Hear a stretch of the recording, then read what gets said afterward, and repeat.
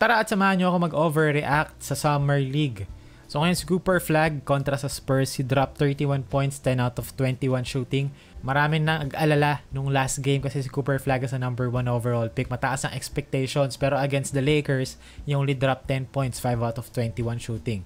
And as of 2 games si Cooper Flag, kahit na umiscore siya ng 31, ang totals, and I understand, Summer League, doesn't really matter.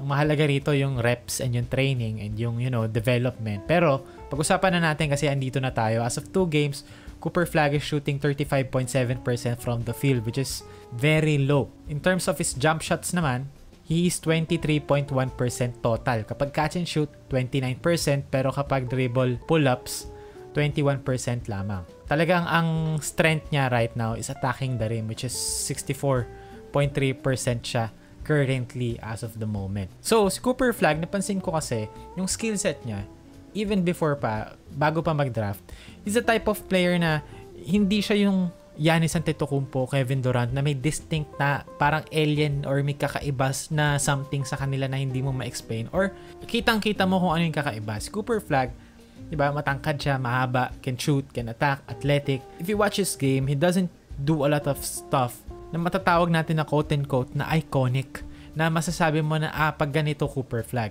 He's a type of player na mukha siyang ordinaryo, pero yung mga ordinaryo kasi na yun, ginagawa niya on a very high level. Kumbaga, he does the ordinary exceptionally.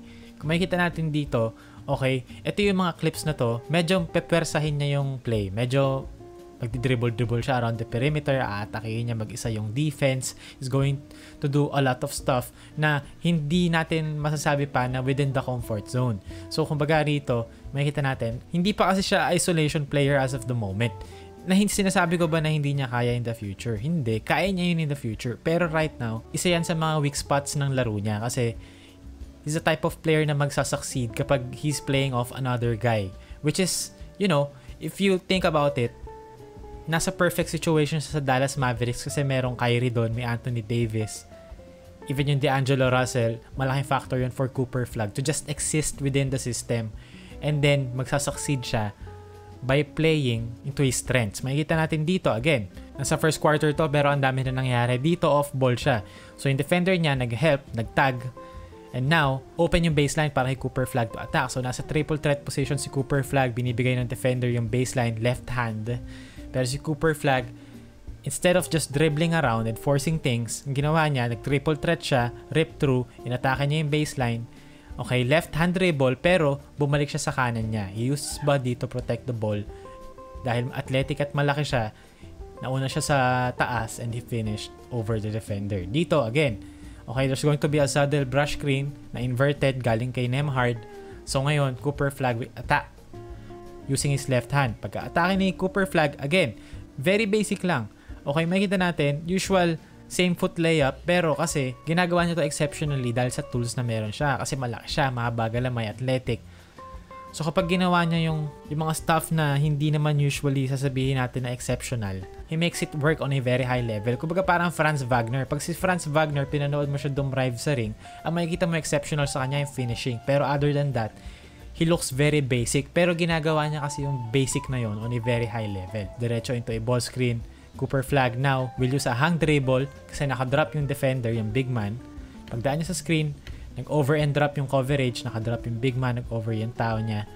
So now yung drop, for a meantime, okay, naki Cooper Flag, pero babalik din yan pag naka-recover na yung tao ni Cooper Flag. So Cooper Flag, gumamit siya ng basic hang dribble, pero he used that hang dribble effectively to freeze the defense, and then nakahanap siya ng opening kung saan pwede siya mag-pull up, and again with his size, athleticism, and skill set, he does that thing, he does that basic thing very well.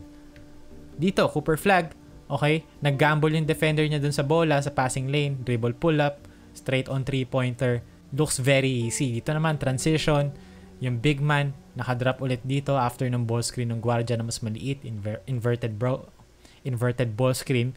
So now, downhill si Cooper Flag, meron siya isang buong court para sa kanya to attack. He used a push-through dribble para pagkalipat niya sa left hand, yung katawan niya ngayon, pinoprotektahan na yung bola with his left hand. And now, the defender, yung hips niya is out of position. So, si Cooper Flag, after 2 dribbles, gets to the rim. Again, athleticism and length. alongside with his skill set. Dito naman, Cooper Flag nag-fade, nag-pop, fake pass, attacks the defense na aggressive, drives to the lane. And again, it's not Cooper Flag dribbling around for 20 seconds. It's not Cooper Flag, triple threat for 15 seconds trying to figure out the defense. It's Cooper Flag playing off the system. Kung makikita natin, okay, may defender, aggressive, naka-triple threat position ka, anong gagawin mo? You just attack. Then wide open yung lane, you finish over the defender. Kasi si Cooper Flag ka, athletic ka, you can finish over them. So I think malaking bagay din si Cooper Flag, kakampi niya sila Kyrie, sila Anthony Davis, kasi hindi siya mapipilitan na mag-take over palagi.